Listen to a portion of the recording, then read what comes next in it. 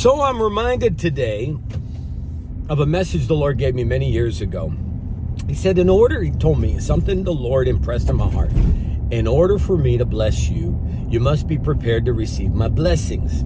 I didn't quite understand what that meant till he said, give this away. So I had to give something away. I had an extra car and I had no room to park a car and another car. The Lord wanted to bless me with a car, and I knew I needed to get that car out of the way so I can get a new car. So I went to church that Sunday morning, and the Lord impressed in my heart for me to give away a new model, back then, Windstar Ford. It's a minivan, to a family who had also the same car, but very old and was falling apart. It's a family of 4 children, and they needed a car. And so this car was maybe 2 years old that I had. I still had 3 more years of payments to make on it. And I said, Lord, I don't want to give something away borrowed. He says, you keep making payments on that car because I'm going to give you a car. I'm going to bless you with one, and you need room. I said, oh my gosh. I said, okay. So I went ahead Sunday. I talked about how God wanted to bless somebody. I held my keys in my hand. I called the family up. And I said, this car from this day forward is yours. All expenses paid, insurance, everything taken care of. Enjoy it. And for the following 3 years, I made the payments on that car. And until it was completely paid off. And then I signed the title deed over to them.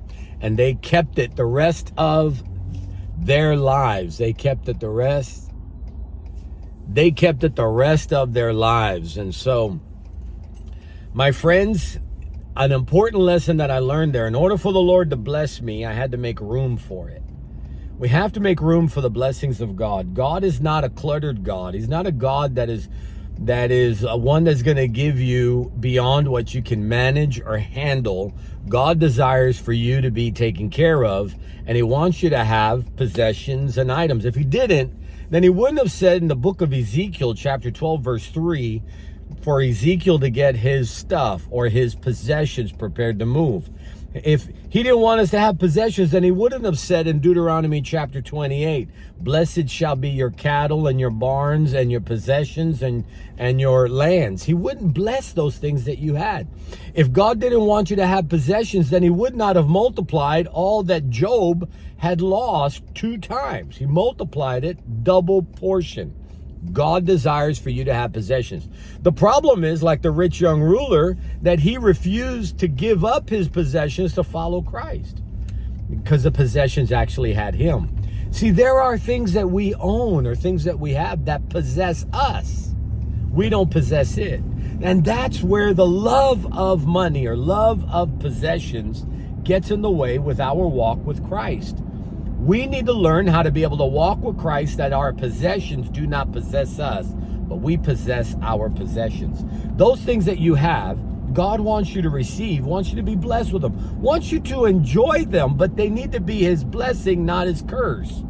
In other words, you go buy something on credit, and then you're spending 10 years paying 29% interest on something that you bought with a credit card that probably God would have taken care of and provided for you with it greatly. My friends, God wants to bless you. God's blessing me right now with a new vehicle and the new furnishings inside my house, but I have to make room for it. If I don't make room for it, then is God really going to bless me? See, he wants to bless you beyond measure, but you have to make room for it. So find those things in your house that are just taking up space. Do a couple of things. Number one, you can take pictures of it and sell it on Marketplace, Facebook Marketplace. Take that money, 10%, pay your tithes to the Lord. But get it out of the way so that way God can bless you with one new. Or number two, find somebody who needs it and sow it into their life. Give it to them and bless them with it, and watch. You're making room so that way God can bless you. You need to take this to heart. I have in my living room a completely empty space, and my wife and I, we bought this, we picked up this piece of property, a duplex, and that's where we're living at right now.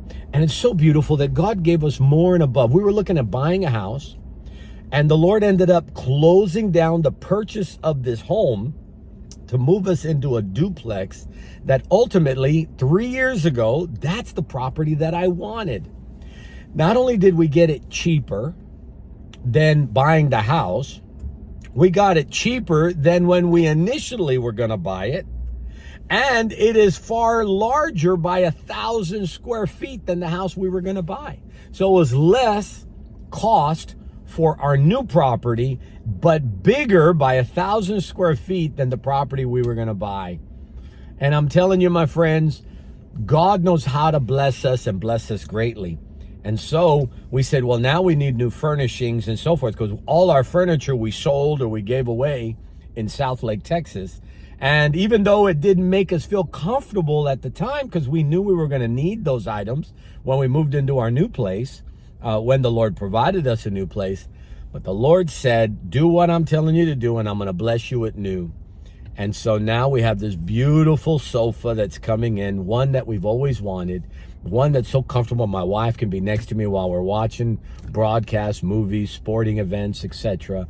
And I'm so excited God allowed us to pay for it cash, and he took care of it. My friends, God wants to bless you. What in your house needs to go away to make room for the new? Look at it, get rid of it, and watch what God will do to bless you. My friends, I want to thank you for being with me. Remember to smash that thumbs up, hit subscribe, and share this video with somebody else.